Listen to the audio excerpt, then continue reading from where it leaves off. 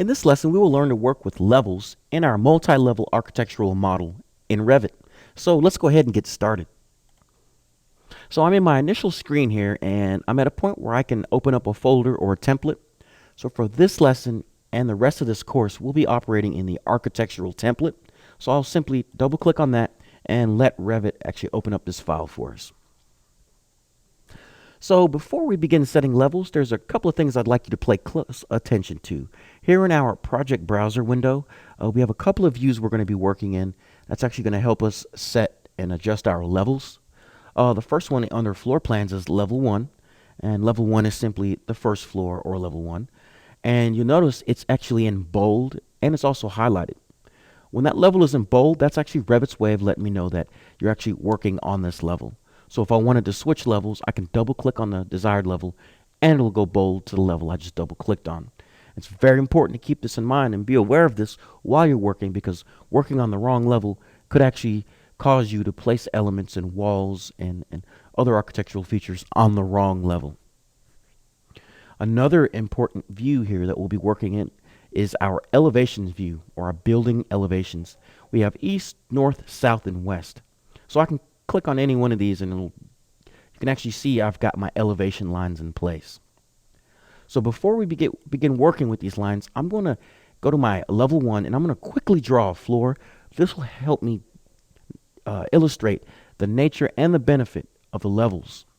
So to draw this floor really quickly, I won't go into too much detail in this lesson, because this will actually be covering how to build floors in the next lesson. But I'll do it really quickly for you here. We'll go to our floor drop down and we'll choose an architectural floor. And I'm now prompted to create my floor, so I can actually use a number of tools to make that happen.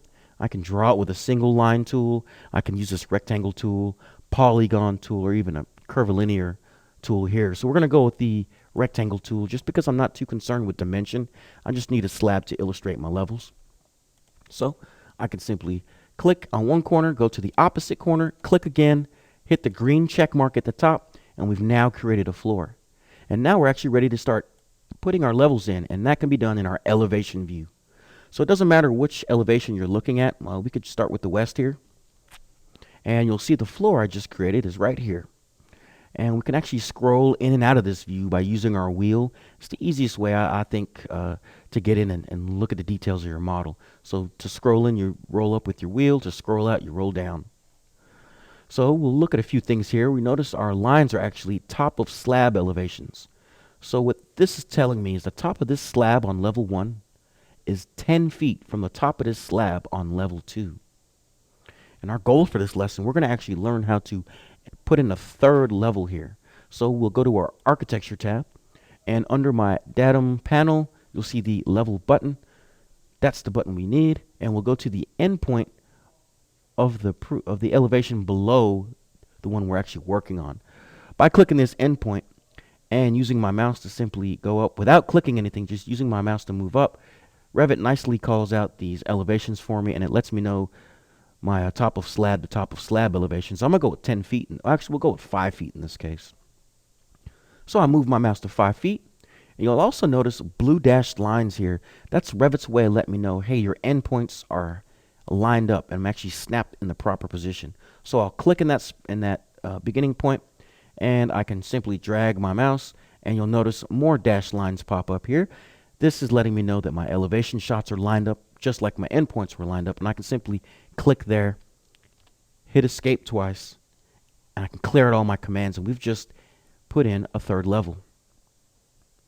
Now in my case here, I have level 1, level 2, and level 3. I'm going to want level 3 to be my roof level, so I can easily rename that level. So makes my plans much easier to read and reduces the risk of having confusion on what level am I working on. So I can simply use my wheel to scroll in, and on the level 3 right here, I double click on it, and you'll see it gets highlighted. And now in this window, I can simply type in the name I want to assign to this level. In our case here, it's roof level. Once I do that, I hit enter, and a window will appear, and Revit's going to ask you, would you like to rename this in corresponding views? I'm going to say yes, and when I do, I'd like you to pay close attention to what's going on here in our project browser window. So we've renamed it, and the minute we click yes, here that even in our ceiling plans as well as in our floor plans, that roof level's been elevated or updated. So it updates it in one view, and then you could update in one view and it goes throughout all the rest of your views. Very nice tool to have. So another neat thing about working with levels in Revit is I can actually adjust the width of my lines here. Depending on the complexity of your model, you may not be able to always have these lines or these endpoints lined up nicely. They may have to actually, some may need to be longer than others. Just really depends on how complex your model is. To do that, I can simply click on, I know I want to move this endpoint, so I'll unlock that endpoint. And I can click on this, click and hold this drag button here and move to the right, and you'll see that this roof level actually moved independently. And if I wanted to move it back to its original position, I can click on it again and actually let it snap back to its original position. Let's say you wanted to adjust these lines and have them move uniformly. You can do that as well, just by leaving this lock in a locked position. We go back to our grab tool here, hold down your left mouse button, and we can make that adjustment, and you'll see that everything moved uniformly. It's a very nice tool to have as well. Another neat thing when working with levels is we could actually scroll in to these graphics here. These are my elevation graphics. And when they're highlighted in blue, by me clicking on this elevation here, it'll automatically take me to that floor plan view. So I'm not having to go to this window to actually go back and forth between my views. I can simply click on my elevation icon and it will take me straight to that floor plan view. So had I had, we'll go back to my elevation view here. Had I actually had a slab here on the second floor, when I clicked on that, you'll actually see the floor plan of the second floor. Same thing for the roof plan.